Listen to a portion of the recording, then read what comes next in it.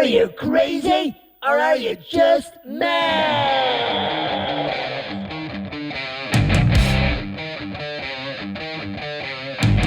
Hello. And welcome to the Mad Musicians Against Depression podcast, where we discuss the latest news, research and hot topics surrounding mental health. I'm Thomas Maher, and I'm joined in studio by my beautiful co-host, award-winning singer, songwriter and presenter, Indiraa. Hello everybody, and welcome to the Mad Pod podcast, season 1, episode 26. We weren't here last week, and that is my fault, but I'm not going to apologise for that. But I'm here today, and I'm not joined in studio by Indiraa, because Indiraa is in rehab. She voluntarily admitted herself on Monday to the Priory in London. So that is good news. We all knew something was coming on. You, anyone who's listening to the show, you're a regular listener, you'll probably have gathered that Indiraa has been going through a very, very difficult time over the last probably good number of months, and things have obviously got on top of her. So she's made the decision for herself. She wasn't pushed. She knew that she needed to go, and she's done it. So it'll be a week this Monday, but she's going to get her first visitation tomorrow. So I will be going to see her along with with her husband and our friend Paul, Dr. Chalice. We'll go to see her, and I hope we'll have an update next week after I've spoken to her. I can tell you how she's getting on, because we've had no contact with her this week. Her mobile phone, tablets, anything that she can use to access the outside world has been removed from her possession. So anyway, that's just the protocols of rehabilitation. So that's it. Indira's not here. She'll be in rehab for 4 weeks, and so good on her. And I'll have some more information about that next week. So anyway, we've had Mental Health Awareness Day this week, for anyone who didn't know. So that's a very important day of the week when it's mental health. We also have Mental Health Awareness Week as well. Happens at some stage. Can't remember the date. But anyway, so we've got some obviously topics, regular topics that we talk about. If you're a new listener to the show, we talk about the latest research in mental health, the latest news, and we also do an off topic on ufology, which is very, very interesting, because me and Indiraa love ufology, and we always try to put out the latest one that we can put out there. So we have that later in the show as well. So what do I have on the show today? And I'll be reading all these articles myself, and they're being summarised because we don't have Indiraa, and we miss Indiraa. We look forward to having her back very soon. Okay, so as it's World Mental Health Day, we're going to start with a World Mental Health Day article. And the title is 8 Things You Can Do to Boost Your Mental Health. That's right. Okay, is the 3-2... Okay, and then we have the Is the 3-2-1 Rule the Secret to Better Sleep. Then we have the third article is Autumn Wellbeing, 5 Simple Ways to Protect Your Mental Health During the Darker Months. The most unexpected sign. And then we have the most unexpected sign someone is having suicidal thoughts. And that's, I think, a very poignant article this week, given what's happened to the singer, Liam Payne from One Direction. So yeah, I think it's a very poignant article, so I'm going to obviously read that out. All these articles in their entirety will be posted in the links in the show notes, so you can go read them for yourselves. As I say, I'll just be summarising them, as we do, short and sweet. All right. So difficult without Indiraa. We want her back. We will have her back soon. I know we will. Okay, so the first article is World Mental Health Day, 8 Things You Can Do to Boost Your Mental Health. Okay. Here we go. This article shares 8 free ways to improve mental health, including spending time in nature, practicing mindfulness, exercising and staying connected with loved ones. It also suggests setting small, achievable goals, embracing creativity and taking breaks from digital screens. That's exactly what Indiraa is doing right now. These simple actions can have a significant impact on mental well-being, helping to reduce stress, enhance mood and promote a well-balanced life. The focus is on easy, cost-free strategies that anyone can adopt to boost their mental daily health, or health daily. Okay, that was an interesting article. Yeah, I'm not going to obviously break down the bones of that. It's quite easy to assimilate. Again, if you want to read the full article in its entirety, the link will be included in the show notes. You can have a look for yourself. And I'm fiddling around here with my earphones, just slipping off my head. If Indiraa was here now, she'd be nagging me, giving me grief. I miss having grief. Imagine you can miss having grief. It's positive grief. Okay. The next article I have is... What is it? It is called... I keep have to referring. Is the 3-2-1 rule the secret to better sleep? Good question. Is it? Shall we find out? Okay. This article discusses the 3-2-1 rule for better sleep, suggesting to stop consuming alcohol 3 hours before bed, food 2 hours before bed, and liquids 1 hour before bed. Experts find the rule to be a helpful guidance, but not essential for everyone. Key points include avoiding alcohol before sleep to improve sleep quality and consider reducing food intake. However, drinking water is generally fine unless frequent nighttime urination occurs. The article emphasises creating a personalised, calming bedtime routine over strictly following the rule. Okay, interesting. Hope you found that interesting. Now, on to our third article. We're going to keep it short and sweet today, folks. So I'm not going to annoy anyone's head, only my own. So what is the next one? Autumn Wellbeing. 5 simple ways to protect your mental health during the darker months. Right, here we go. Stay active. Regular movement, even in colder months, is essential. Incorporating indoor exercises like yoga or home workouts can maintain energy levels and improve mood. Light exposure. The lack of sunlight can affect mental health, so maximize exposure to natural light during the day. Consider using light therapy, lamps to combat seasonal affective disorder SAD. Healthy nutrition. As colder weather often encourages comfort eating, focus on nutritious, balanced meals rich in vegetables, whole grains and healthy fats to boost energy and support. Stay connected. Combat isolation by staying connected with friends and family, even if virtually. Socially interactions help reduce feelings of loneliness, which can increase during winter. Rest and relaxation. Prioritize rest and create cozy environments that encourage relaxation, such as using warm blankets, candles, and soft lighting to enhance your well-being. Right, very good. Yeah, I think I practice most of that during the winter. I can safely say we're in that time of the year now already. Okay, and the final article, which is entitled The Most Unexpected Sign Someone is Having Suicidal Thoughts. This is an interesting article. Right. This article highlights that a sudden shift to a happy or carefree demeanour in someone struggling with mental health issues can be a warning sign of suicidal thoughts. This behaviour might indicate they've decided to die by suicide, feeling relieved by this choice. Experts advise not to ignore such shifts as they may mask ongoing struggles. Asking direct questions about suicidal thoughts can help, and it's crucial to stay calm, offer support, and encourage professional help. Okay, that is a very interesting article, actually. And it's true. It's actually true, what it says. I've had that experience myself when I was going through my most darkest days, my deepest depression. I had many suicidal thoughts, and actually when I thought about when it was kind of a morbid fascination with it, really, and when I actually did look in how I would do it and sort of planning it, I did actually feel that kind of, that relief, almost happiness that I was going to be relieved from my dark hole, the pit, that darkness, the mental pain. I was going to be emancipated from it. So I can absolutely relate to that article, by the way. So that article in full will be enclosed in the show notes. If you want to read it, please do. Now, it's so, I must say it again, it's so not the same with Indiraa not here. Wouldn't you agree? Because, I can bounce back off, she can bounce back off me. And anyway, so let me look. I have an article that I want to read about UFOs. And I'm going to read this one in full, actually, because otherwise it's going to be a very short show.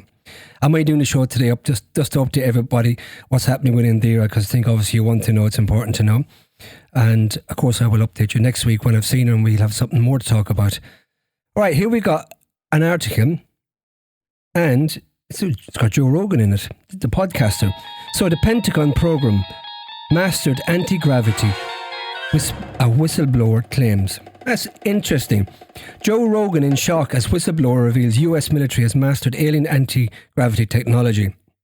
Joe Rogan voiced genuine fear after hearing whistleblower claims that the US military has mastered alien anti-gravity technology. The celebrity podcaster was joined by investigative journalist Michael Schellenberger, who said he was spoken to insiders with direct evidence about the Pentagon's long-rumoured UFO crash retrieval and reverse engineering programs. A staple of UFO lore dating back to the Roswell crash of 1947, these alleged efforts to reproduce the propulsion system of alleged extraterrestrial spacecraft have long been linked to the US Air Force's 70-year effort to crack anti-gravity power. Faced with his claims, Rogan worried aloud about the potential ramifications or what would happen if such earth-shattering revelations were confirmed publicly. Society collapses because we're faced with the illusion anyone of human race is in control, Rogan opined. In the face of this overwhelming force from another planet. On Rogan's broadcast Wednesday, Schellenberger divulged that a few of his sources claim to have direct evidence that America has covertly mastered anti-gravity. But Schellenberger, who is also an academic and two-time candidate for California governor, he must know the governor, Arnie, does he? Also noted that he himself found the very notion of man-made anti-gravity propulsion hard to believe. I'm a little sceptical, he said, that we've mastered anti-gravity because that would be just so game-changing, he told Rogan. I think it would take a huge amount of effort. On the other hand, I've interviewed people who are not comfortable coming forward yet that say that we have, the independent journalist confessed, and claimed direct evidence of that. These are folks that want stronger whistleblower protections to be able to come forward, Schellenberger emphasised. Luis Elizondo, the former Pentagon counterintelligence official who has made a name for himself as an on-the-record UFO whistleblower, has also spoken out recently claiming that UFOs seen by military witnesses deploy anti-gravity tech.